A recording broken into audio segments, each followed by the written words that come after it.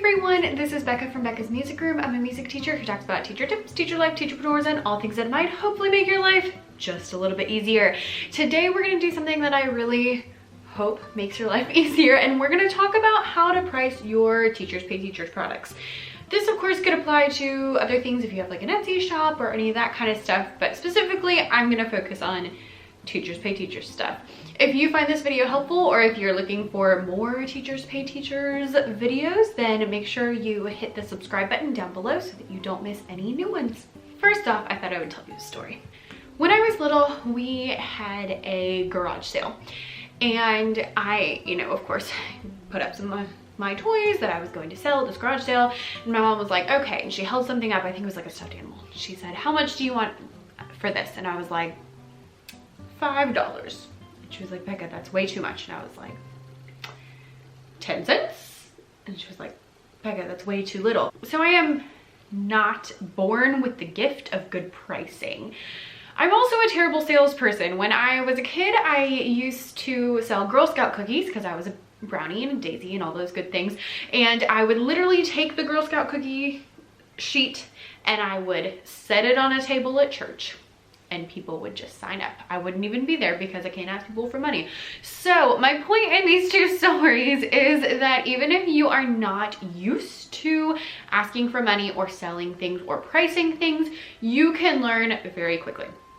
So we're gonna talk about a few different things when it comes to pricing. First off, we're gonna talk about all the different things that can change how much your price is.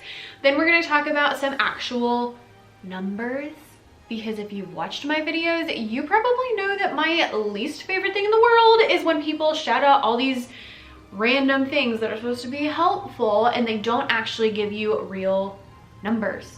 Like, no, just tell me what is happening. And then at the end, we're gonna go, I have a couple extra tips just to help you out if you're still struggling. So first off, things to consider when it comes to your pricing. Obviously, not all resources are made equal. Some resources are made in an hour. Some resources are made in like 8 hours. Like, oh my gosh. I have a lot of different resources in my store, of course, and some things take me not a lot of time.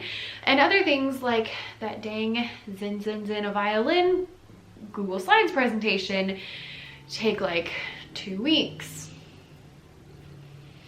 But it's okay because it's selling, so I'm not gonna freak out.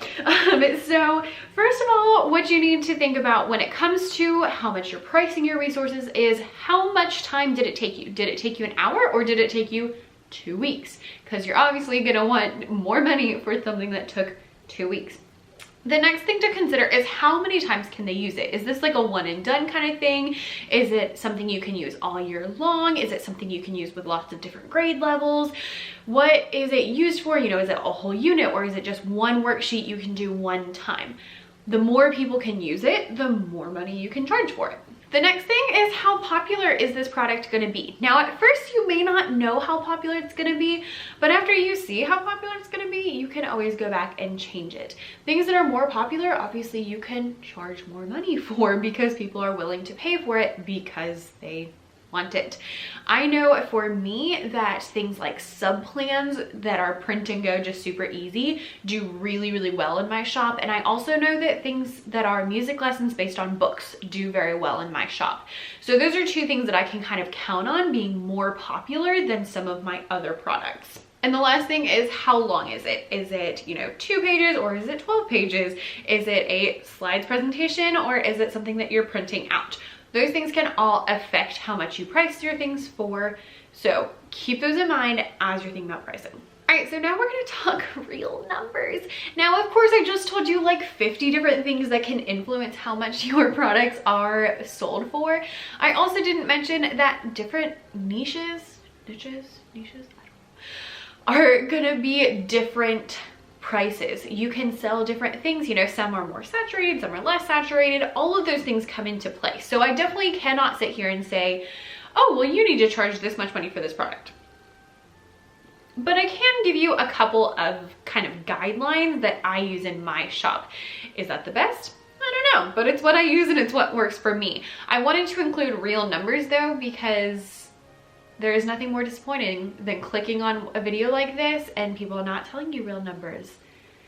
Been there, done that. I was like, couldn't figure out how to price my first resource, and I went through and I found this like article about like how to price your TPT stuff, and it did not have any real numbers. And I was like,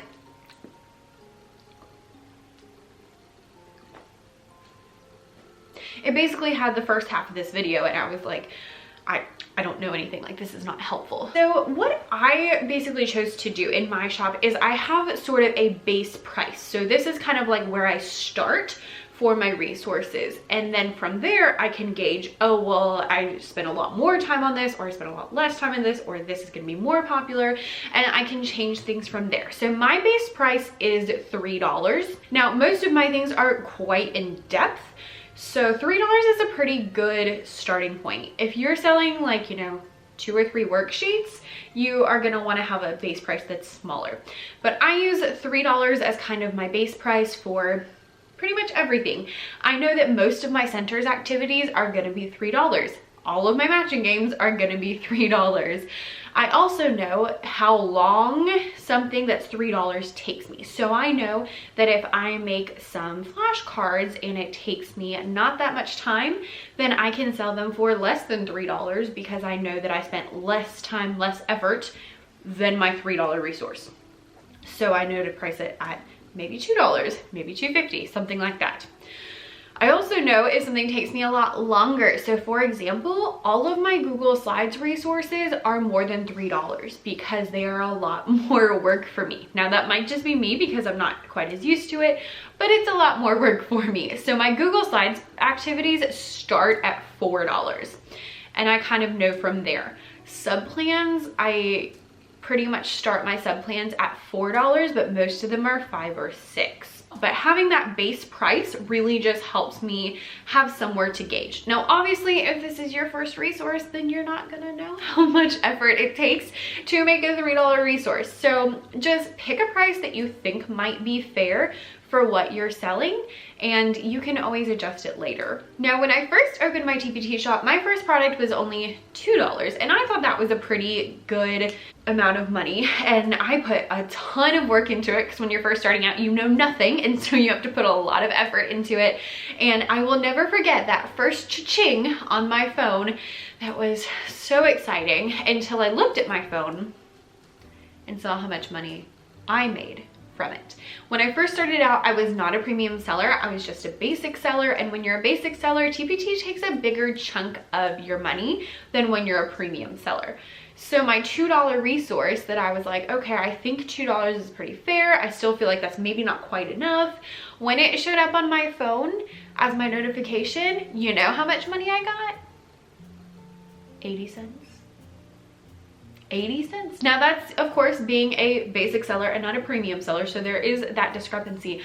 But still, I was like, teachers pay teachers just made more money than I did. Like, that is not okay with me.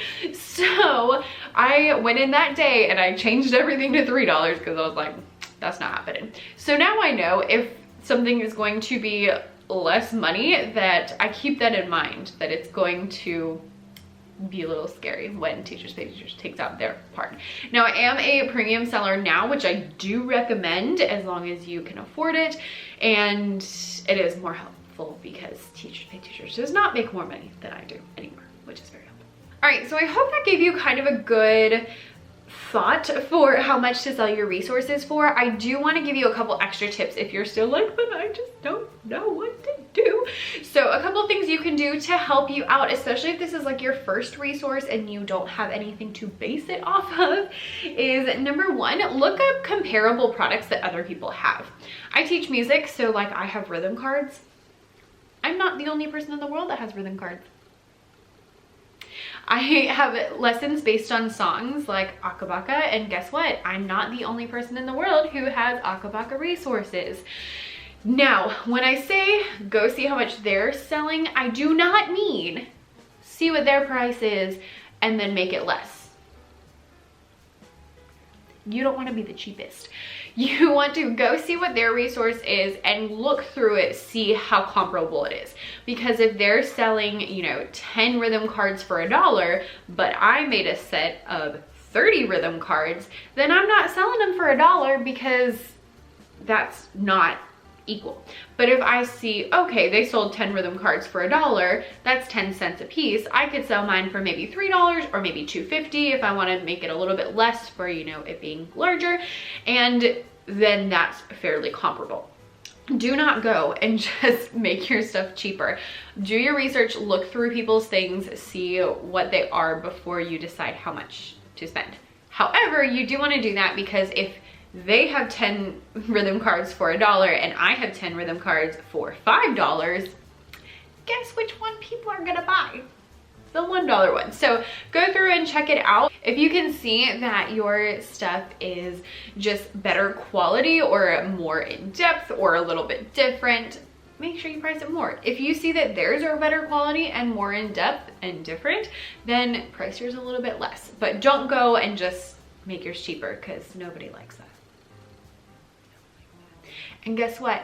I have some products where other people have very similar products and mine are more expensive. You know, maybe because mine are more in depth or maybe just because, frankly, I am a little more expensive than a lot of people are. And people still buy my stuff over other people's stuff. So just because yours is more expensive does not mean people are not gonna buy them. Yours might always suit people better. My tip number 2 was don't be the cheapest person, but I already talked about that. So we'll go to number 3 is give it a few weeks. If you post a new product and you're not sure about the pricing, give it a few weeks, let it kind of run its course and see how it goes. If nobody buys it, then it might be more expensive than it should be. If lots of people buy it, then you might wanna raise the price a little bit. However, do make sure that you're driving traffic that way, because you don't want it to be no one's buying it because nobody knows it's there. You want it to be no one's buying it because it's not priced well. And tip number 4 is you can always go back and change it. You can literally change the price of your resources at any time. So if you post something and you're like, man, that was way too expensive, or that was not cheap enough, or you do like I did and you post something for $2 and you're like, holy cow, Teachers Pay Teachers just made more money than I did, you can go back and change it. So do not think that you're stuck with whatever you have. I have changed prices on my things a lot. It's okay, I promise. I hope these tips were really helpful. I always want to be as helpful as possible, but I really want to give you some like concrete things to start out on. Of course, I'll sell different things, so I can't, you know, tell you how to price your novel study because I don't have novel studies because I teach elementary music. But I do try to be as helpful as possible. If you still have questions about pricing, leave them down below. If you have any suggestions for future videos, leave those in the comments down below. Thank you so much for watching and have a wonderful, wonderful week. Is my face really dark?